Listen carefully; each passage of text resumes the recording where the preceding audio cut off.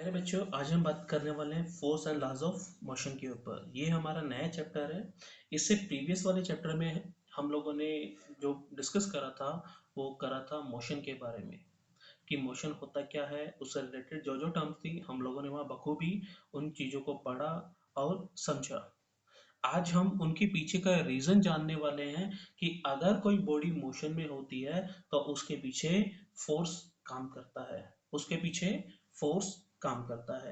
आप लोगों ने अर्लियर क्लासेस में भी पढ़ा है कि जो फोर्स होता है वो एक तरह का एफर्ट होता है इन टर्म ऑफ पुश और पुल। फोर्स क्या होता है? एक तरह का एफर्ट है। Force is a kind of effort in terms of push और पुल। यानी कि अगर हम बात करते हैं फोर्स की, तो फोर्स को सिंपली हम लोग बोलते हैं एक तरह का एफर्ट है, या तो वो पुश की टर्म में है या वो पुल की टर्म में है। क्लियर है बच्चों? बात समझ में है आप लोगों को? यानी कि जब हम बात कर रहे हैं पुश और पुल की, तो हम अपने रूटीन लाइफ में ऐसे बहुत सारे एग्जांपल देखते हैं जहाँ पर हम बॉडी को या तो पुश करते हैं या बॉडी को हम लोग क्या करते हैं, पुल करते हैं। या तो हम बॉडी को पुश करते हैं या हम लोग बॉडी को पुल करते हैं। तो ऐसे एग्जांपल हम लोग देख सकते हैं जहां पर हम लोग एफर्ट लगाते हैं इन टर्म ऑफ पुश। तो पुश करने के लिए जब हम लोग जैसे क्रिकेट खेलते हैं, तो क्रिकेट के दौरान हम लोग बैट से क्या करते हैं, बॉल को, bat ball, bat push the ball, ऐसा होता है। जब हम लोग किक करते हैं या हिट करते हैं, हिट भी एग्जांपल है एक तरह का पुश का, लिफ्ट भी एक तरह का एग्जांपल है पुश का। ठीक है ना? क्लियर है? किसी को धक्का मार रहे हैं, open the door, open the door भी हम लोग देखते हैं, वो भी एक तरह का एग्जांपल है पुश का। अगर वहां पर पुश कर रहे हैं तो हम लोग देखेंगे कि बॉडी पे जो फोर्स लग रहा है, यानी कि हम लोग क्या करते हैं, अपने से दूर ऐसे फोर्स लगाते हैं, अपने से ऐसे दूर फोर्स लगाते हैं, तो वो पुश फोर्स है। अगर हमने अपनी बॉडी की तरफ लगाया तो वो पुल फोर्स लगाया। जैसे कि जब आपने दरवाजा खोला, अगर आपने अपनी बॉडी से दूर फोर्स लगाया, आपके हाथ स्ट्रेच हो रहे हैं, सीधे हो रहे हैं, क्लियर है, तो आपने पुश फोर्स लगाया। आपके हाथ अगर फोल्ड हो रहे हैं तो वो पुल फोर्स होगा। ठीक है ना? अगर पुल फोर्स की बात करें, किसकी बात करें बच्चों, पुल फोर्स की, तो पुल फोर्स के अंदर हम लोग क्या करते हैं, अगर कुएं से हम लोगों ने पानी निकालना हो, ठीक है ना, फेचिंग द वाटर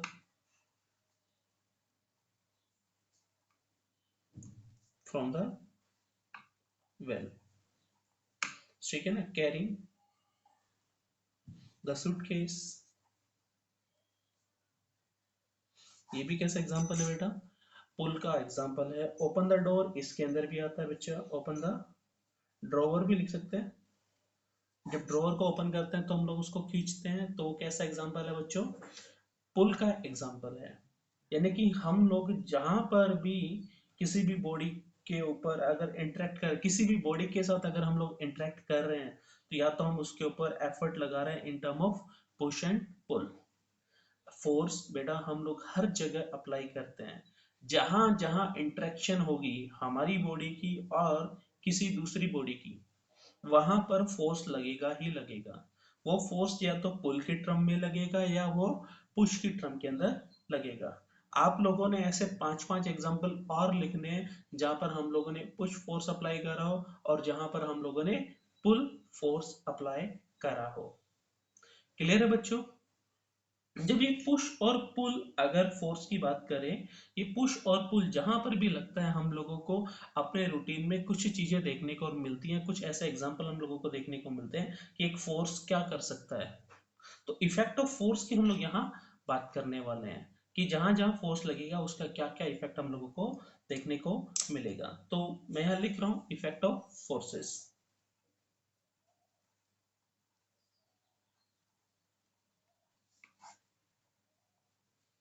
ठीक है, effect of force.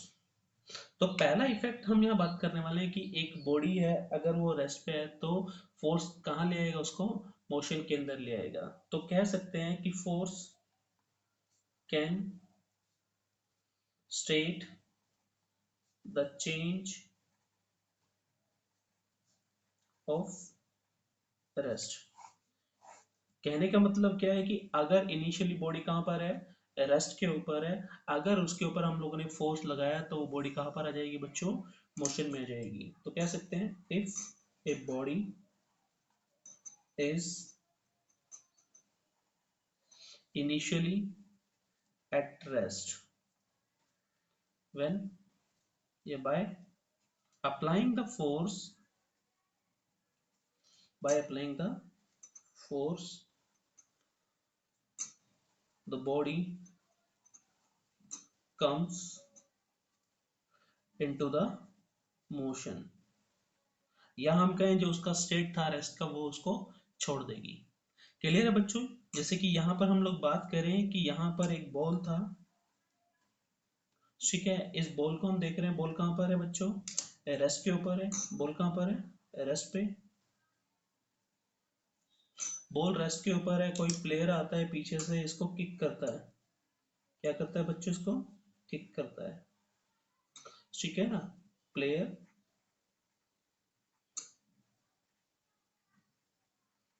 Kick the ball, ball को किक करता है और बॉल अब हमारी हवा में उछल जाती है। हम देखते हैं कि बॉल हमारी अब यहाँ आ गई, यानी कि बॉल हवा में चलेगी, तो बॉल इज इन मोशन। अरे मोशन में कब आई, जब हम लोगों ने यहाँ पे क्या करा बच्चों, किक करा। किक करा तो यहाँ पर हम लोगों ने क्या लगाया, एक पुश फोर्स लगाया। क्या लगाया बच्चों, एक पुश फोर्स लगाया। ये पुश फोर्स लगाने के बाद जो हमारी बॉडी थी वो कहाँ पर आ गई, या जो बॉल थी वो हमारी मोशन के अंदर आ गई। क्लियर है? तो हम लोगों को समझ में आया कि फोर्स किसी भी बॉडी को रेस्ट से कहाँ लेकर आ सकता है, मोशन के अंदर ला सकता है। ठीक है ना, क्लियर है? It is clear that a force can move the stationary objects और बॉडी। क्लियर है बच्चों? एक बार वीडियो को पॉज करके आप लोग ये सारी चीजें नोट डाउन कर लीजिएगा, उसके बाद हम लोग अपने आगे बढ़ते हैं।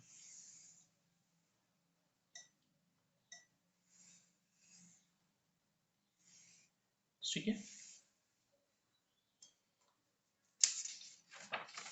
और क्या कर सकता है फोर्स, अगर कोई बॉडी मोशन के अंदर तो उसको रेस्ट पे भी ला सकता है। बॉडी क्या कर सकती है, अगर बॉडी अगर मोशन में है तो फोर्स उसको कहाँ ला सकता है, रेस्ट पर ला सकता है। तो लिख सकते हैं force can change the state of motion। अगर मोशन में है तो उसको वो चेंज कर सकता है, यानी कि ए फोर्स लिख सकते हैं, a force can stop the moving body. ठीक है ना, फंडा क्लियर है? कैसे समझे कि अगर हम लोग देखें कि एक प्लेयर है, प्लेयर देखा होगा कि अगर वो बॉल को कैच कर रहा है तो बॉल का जो इनिशियल स्टेट था वो कैसा था, मोशन था, लेकिन कैच करने के बाद वो बॉल कहाँ पर आ जाती है, रेस्ट के अंदर आ जाती है। ठीक है, तो मैं यहाँ अज्यूम करके चल रहा हूँ कि यहाँ पर एक बॉल है, तो वो बॉल कहाँ पर है, मोशन के अंदर है। तो लिख सकते हैं बॉल इज इन मोशन। वो बॉल आगे की तरफ मूव कर रही है बच्चों, आगे की तरफ मूव कर रही है, और इस बॉल को अब एक प्लेयर ने कैच कर लिया। प्लेयर ने क्या कर लिया, इसको कैच कर लिया।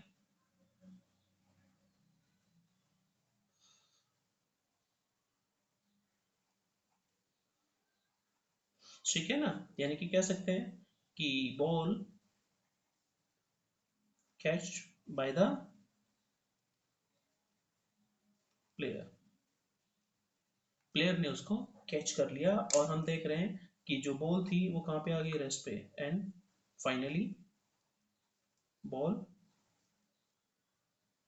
Comes to rest. और बॉल को हमने देखा कि फाइनली वो रेस्ट के ऊपर आ गई। तो फोर्स ने यहाँ पे क्या करा कि एक मूविंग बॉडी को रोक दिया। तो लिख सकते हैं force can stop the moving object और बॉडी। ठीक है ना। और क्या कर सकता है फोर्स? फोर्स बच्चों किसी भी बॉडी की स्पीड को चेंज कर सकता है। तो लिख सकते हैं force can change the speed of the body. किसी भी बॉडी की स्पीड को भी चेंज कर सकता है। ये बात भी हम लोगों को समझ में आती है। कैसे कर सकते हैं? अज्यूम करके चलो कि हमारे पास एक साइकिल है, हम लोग साइकिल को चला रहे हैं। ठीक है ना। साइकिल मतलब कि बहुत प्यारी साइकिल है, design and construct by Sandeep and company. Sandeep वैसे भाई किताब लिख चुका है लेकिन आजकल साइकिल बना भी रहे हैं। ठीक है। और ठीक है, ये हमारा साइकिल हो गया। ठीक है, इसको हमारा कोई पर्सन चला रहा है, हम मान के चले। ठीक है ना। और ये इसके पैडल के ऊपर पैर चले गए। ठीक है। अब यहाँ पर क्या है कि इसका जो स्पीड है मान लेते हैं 10 किलोमीटर पर आवर का है। पीछे से कोई फ्रेंड आता है और इसको क्या करता है, पुश करता है, push by the another person. ठीक है, पुश करा। पुश करने के बाद हम लोगों ने देखा कि जो इसका स्पीड था ना वो बढ़ गया, और मान लेते कितना हो गया, 12 किलोमीटर पर आवर हो गया। यानी कि स्पीड यहाँ पर बढ़ गई, स्पीड यहाँ पर बढ़ गई। क्लियर है। ऐसा डिक्रीज भी हो सकता था कि अगर वो यहां से फोर्स लगाता तो। ठीक है ना। बात समझ में आई। अगर वो सामने से फोर्स लगाता, मान लेते हैं कि ये हमारा साइकिल था,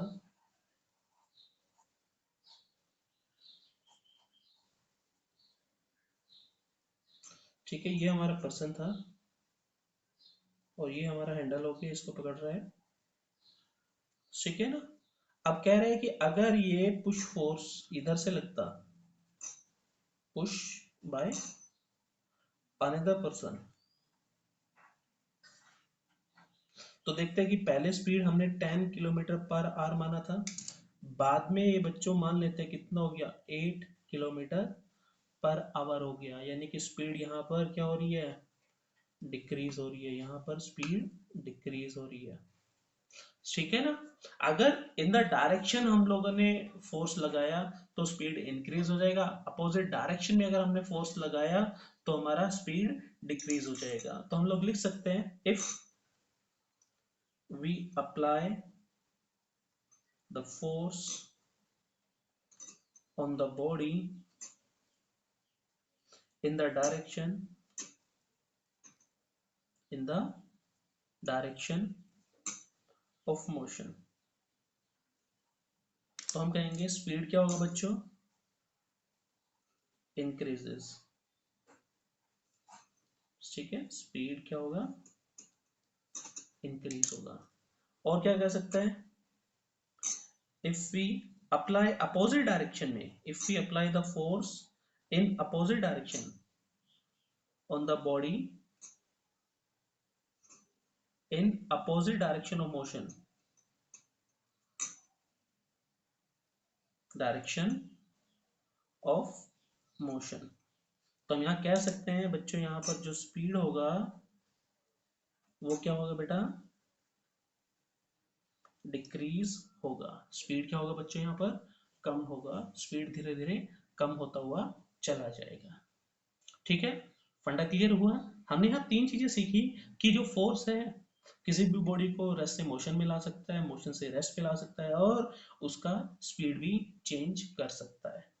स्पीड के अलावा क्या डायरेक्शन चेंज कर सकता है? हाँ बिल्कुल कर सकता है बच्चों। फोर्स किसी भी बॉडी की डायरेक्शन को भी चेंज कर सकता है। लेकिन उससे पहले हम आगे बढ़े, आप वीडियो को पॉज करके सारी चीजें नोट डाउन कर लीजिएगा।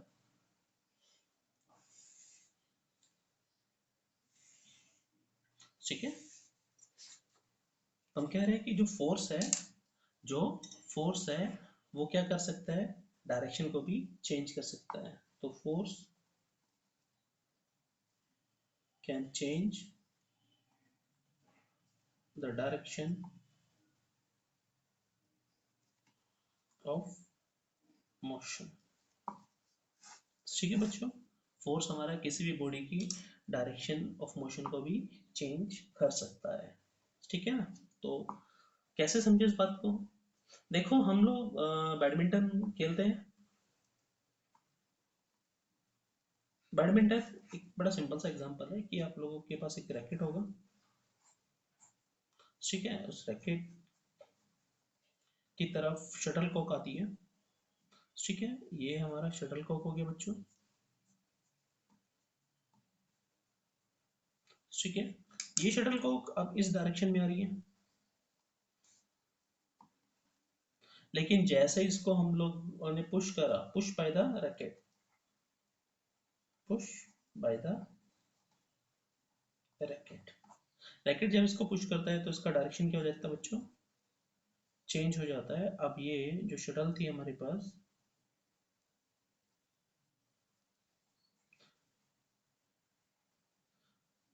अब वो इस डायरेक्शन के अंदर जाना शुरू कर देती है, यानी कि डायरेक्शन क्या होगी यहाँ पर? चेंज होगी। तो हम कह सकते हैं a force can change the direction of body. ठीक है ना, तो यहाँ पर हम लोग लिख सकते हैं a force can change the direction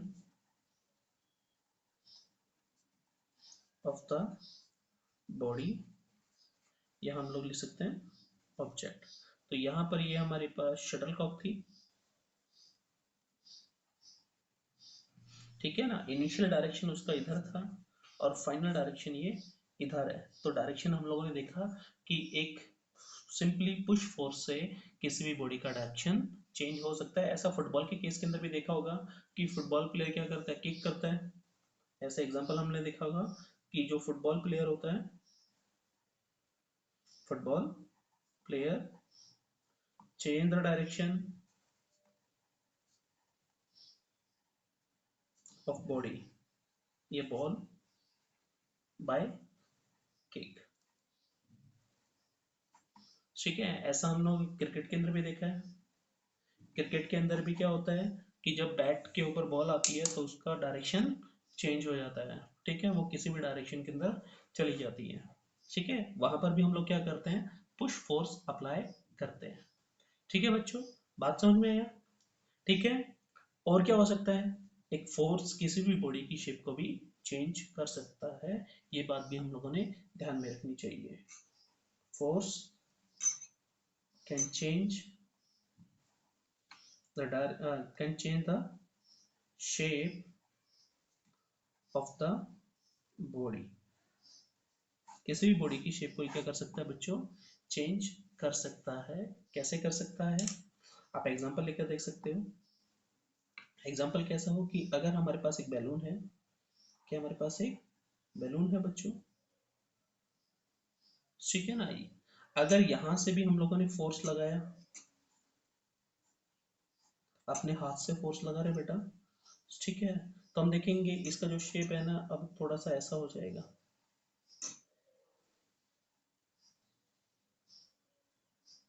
ये बिल्कुल यहाँ से क्या हो जाएगा? फ्लैट हो जाएगा। Flatten the surface.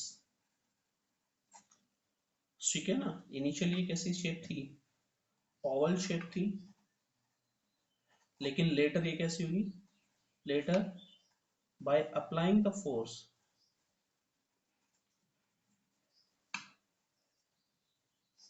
Flatten the surface, इसका सरफेस कैसा हो गया? बिल्कुल फ्लैट जैसा हो गया, एकदम प्लेन हो गया। और क्या हो सकता है कि अगर हमारे पास बच्चों एक स्प्रिंग है, ठीक है ना, स्प्रिंग पे हम लोग इधर से फोर्स लगाएं और इधर से हम लोग क्या लगाएं? फोर्स लगाएं। अब ये फोर्स कैसा है? पुश की पुल? ध्यान में रखना, खींच रहे हैं अपनी बॉडी की तरफ लग रहा है तो ये पुल फोर्स है। तो हम लोग देखेंगे इस स्प्रिंग का जो लेंथ है वो बढ़ जाता है। ठीक है ना, तो यहाँ पर हमने फोर्स इस डायरेक्शन में लगाया था, यहाँ पे फोर्स इस डायरेक्शन में लगाया था, तो देखा यहाँ पर लेंथ क्या होगी? इंक्रीजेस। ठीक है ना, अगेन क्या हो गया? Shape change, shape of the spring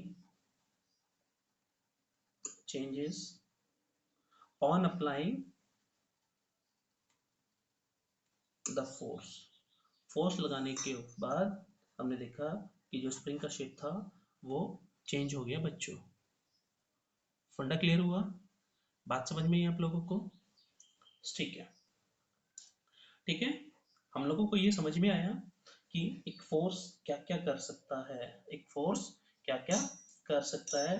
पहली चीज वो जो कर सकता था वो किसी भी बॉडी को रेस्ट से मोशन में ला सकता था, दूसरा मोशन से रेस्ट में ला सकता था, किसी भी बॉडी की स्पीड चेंज कर सकता था, किसी भी बॉडी का डायरेक्शन चेंज कर सकता है, और क्या कह सकते हैं, किसी भी बॉडी का शेप चेंज कर सकता है। देखो ये सारे के सारे जो फिनोमिना हो रहे हैं ना, इन सब के केस के अंदर हमने फोर्स लगाया है, और वो फोर्स या तो पुश की टर्म में लगा है या पुल की टर्म के अंदर लगा है। अगर फोर्स लगा रहे हैं और इनमें से कोई भी फिनोमिना नहीं होता, इनमें से कोई भी फिनोमिना नहीं होता, तो ये नहीं कहेंगे कि वहां फोर्स नहीं लग रहा। लग रहा है, हो सकता है कि हमारे फोर्स को कोई दूसरा फोर्स बैलेंस कर रहा हो।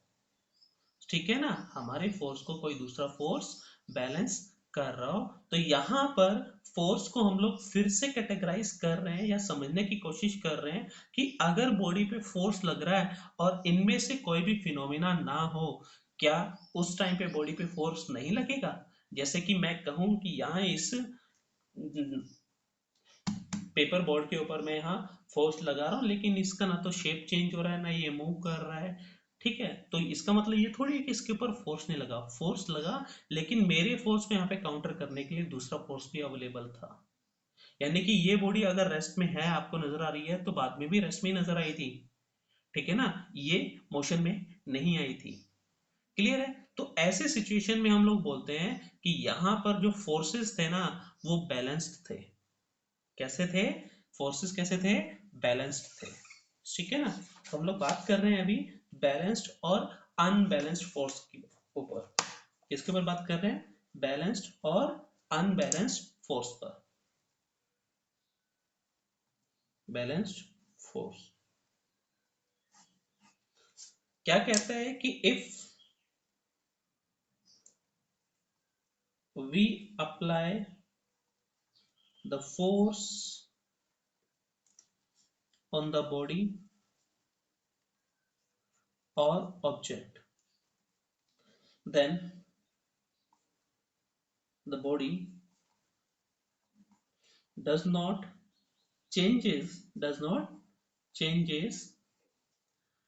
its state of rest, state of motion, state यानी कि no change in direction,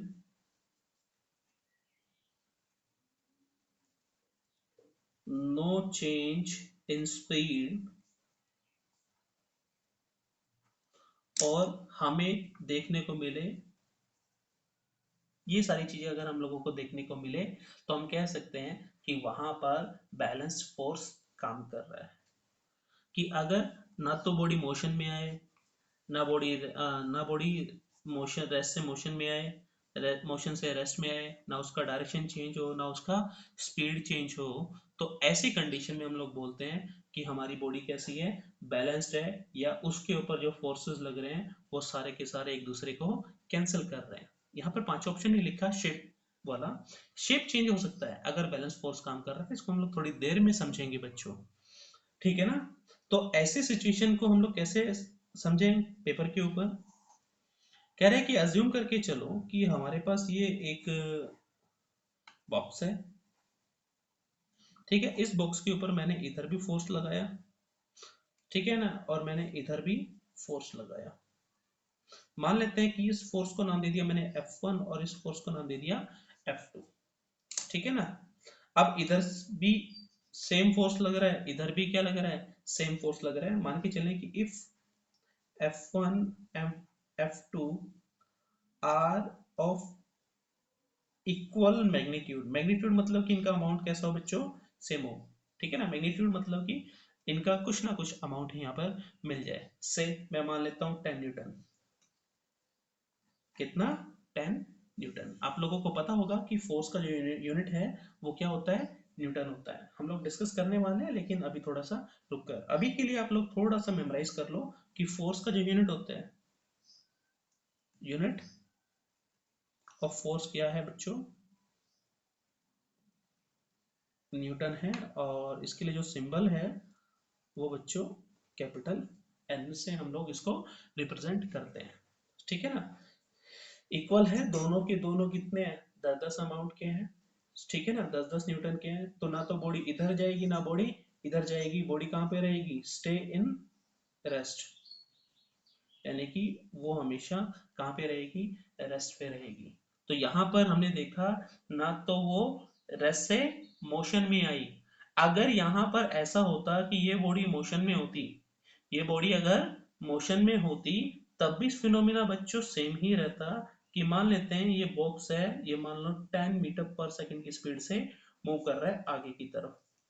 अब कह दिया जाए कि आप लोगों को कि इधर से भी फोर्स लग रहा है 10 न्यूटन का, और इधर से भी फोर्स लग रहा है बच्चों 10 न्यूटन का, और ये फोर्स माना हमने F1 था और ये फोर्स हम लोगों ने F2 था। लेकिन यहाँ पर ये अब पुश फोर्स है बेटा। कैसा फोर्स है? Push force. ऊपर कैसा था बच्चों? पुल था। ऊपर कैसा था बच्चों? पुल था। नीचे कैसा फोर्स है? पुश हो गया, क्योंकि मैंने यहाँ पर एरो का डायरेक्शन चेंज कर दिया। ठीक है? तो यहाँ पर देख रहे हैं कि ये दोनों फोर्स एक दूसरे को कैंसिल कर रहे हैं। ये पीछे से आगे की तरफ जा रहा है, ये आगे से पीछे की तरफ जा रहा है। तो इस सिचुएशन में, in this situation, the direction the direction of direction of motion of body remain same, and speed also, because क्यों? Because the F1 and F2 forces cancel each other, यानी कि दोनों एक दूसरे को क्या कर रहे हैं बच्चों? कैंसिल कर रहे हैं। ये बात हम लोगों ने ध्यान में रखनी है। ठीक है ना? बात हम लोगों को समझ में आई? क्या हमेशा दो ही फोर्स लगेंगे सर बॉडी के ऊपर? नहीं, तीन भी हो सकते हैं बच्चों। क्या हो सकते हैं? 3 हो सकते हैं, 4 हो सकते हैं, 5 हो सकते हैं। अगर 3, 4, 5 और बहुत सारे भी हो सकते हैं, कोई बाउंडेशन नहीं है। अगर वो रेस्ट में है तो रेस्ट में, मोशन है तो मोशन में ही रहे। उसकी स्पीड डायरेक्शन में अगर कोई चेंज ना आए, तो हम कहेंगे वो बॉडी पे जो फोर्स लग रहा है वो कैसा है? बैलेंस्ड है। ठीक है? बात समझ में आप लोगों को? फंडा क्लियर हुआ? इसी तरह हम लोग बात समझते हैं अनबैलेंस्ड फोर्स की। किसकी बात करते हैं हम लोग? अनबैलेंस्ड फोर्स की। ठीक है?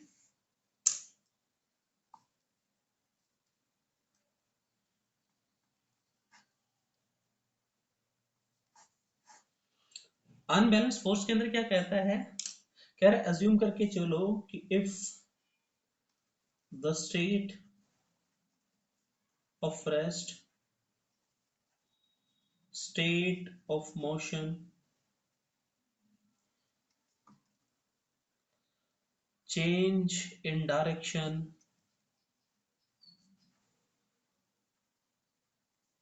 and change in speed,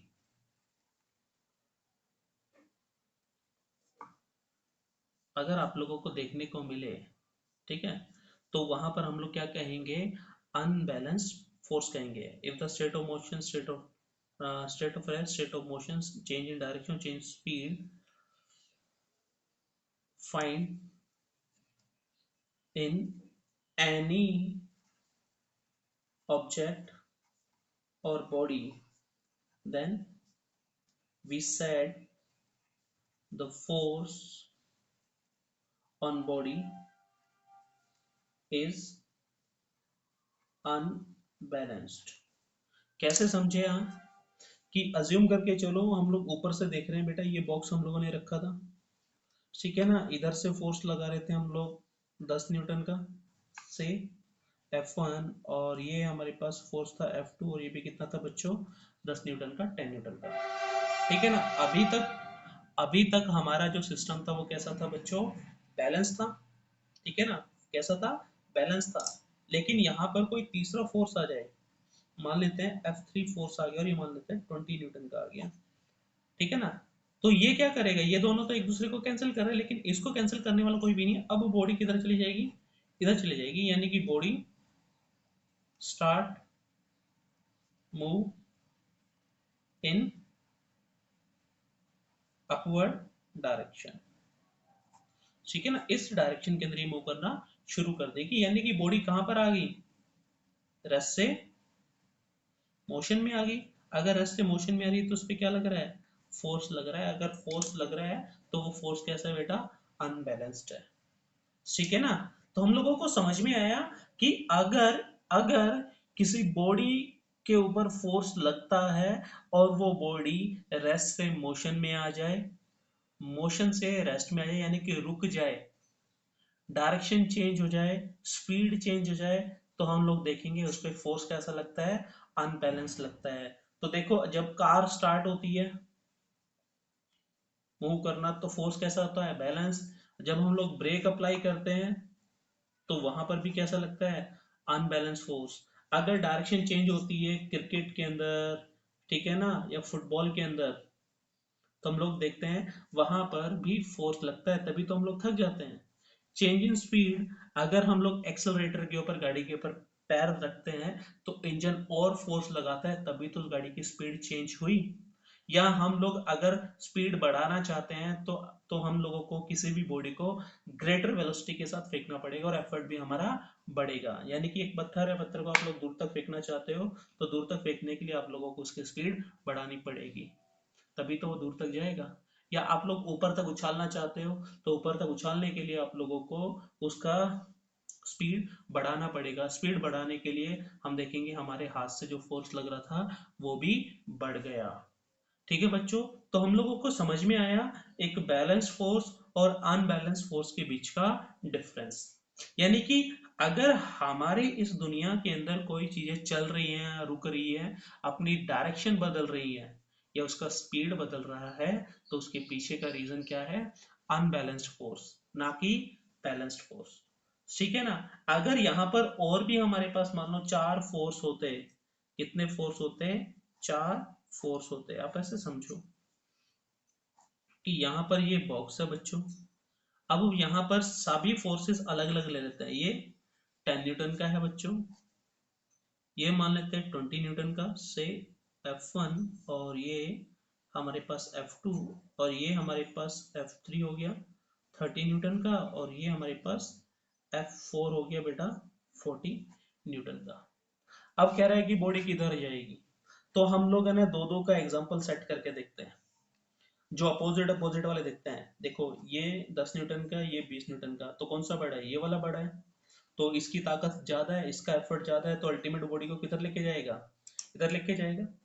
तो हम कह सकते हैं कि F2 बड़ा है F1 के कंपैरिजन में। ठीक है, तो हम कह सकते हैं due to F2 force the motion of body towards left. तो लेफ्ट के लिए मैं सिंपली एक एरो यहाँ बना रहा हूँ। ठीक है ना, तो यहाँ पर बोल सकते हैं F2 बड़ा है F1 की वजह से। ठीक है ना, और यहाँ पर पूछ ले कि ये नेट फोर्स कितना लगेगा। बेटा देखो 10 इधर है 20 इधर है, तो 10 और 20 का डिफरेंस कितना हो गया, 10 और 20 का डिफरेंस कितना हो गया, 20 माइनस 10 इज इक्वल टू कितना हो गया 10 न्यूटन। यानी इफेक्टिव फोर्स कितना लगा 20, क्योंकि अगर यहाँ दो बंदे लग जाते 10-10 न्यूटन के तो इसको बैलेंस कर लेते। ठीक है ना, ऐसा नहीं हुआ, यानी कि यहाँ 10 लग रहा है यहाँ 20 लग रहा है, तो अल्टीमेटली हमारा 10 इस डायरेक्शन में है, राइट से लेफ्ट की तरफ। तो हम कह सकते हैं कि यहाँ पर एफ नेट कितना है बच्चों, 10 न्यूटन है, जो हमारा राइट से लेफ्ट की तरफ जा रहा है। ठीक है, राइट से लेफ्ट की तरफ जा रहा है।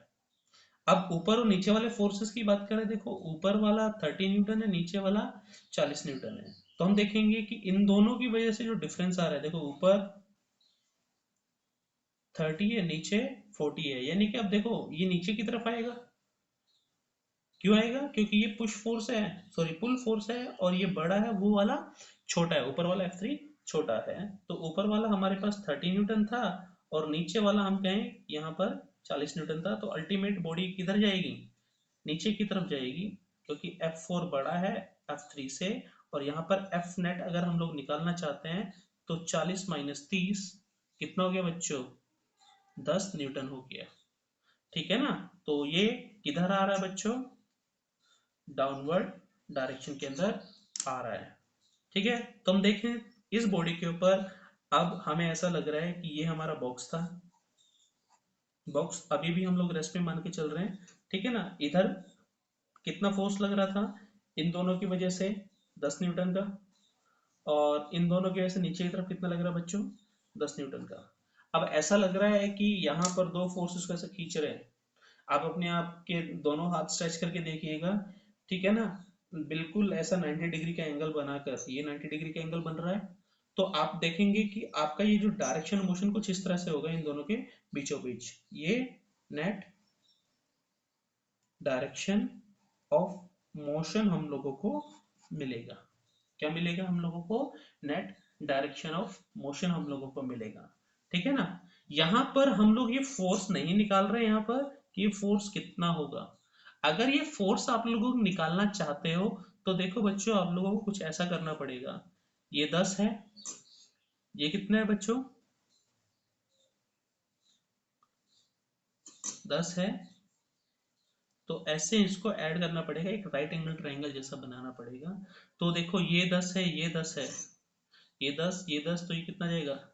10√2 न्यूटन। यानी कि यहाँ पर अगर आपसे कोई पूछे तो 10√2 न्यूटन यहाँ पर इसका वैल्यू हो जाएगा। ठीक है? फंडा क्लियर हुआ? बात समझ में आई आप लोगों को? ठीक है, एक बार वीडियो को पॉज करके आप सारी चीजें नोट डाउन कर लीजिए।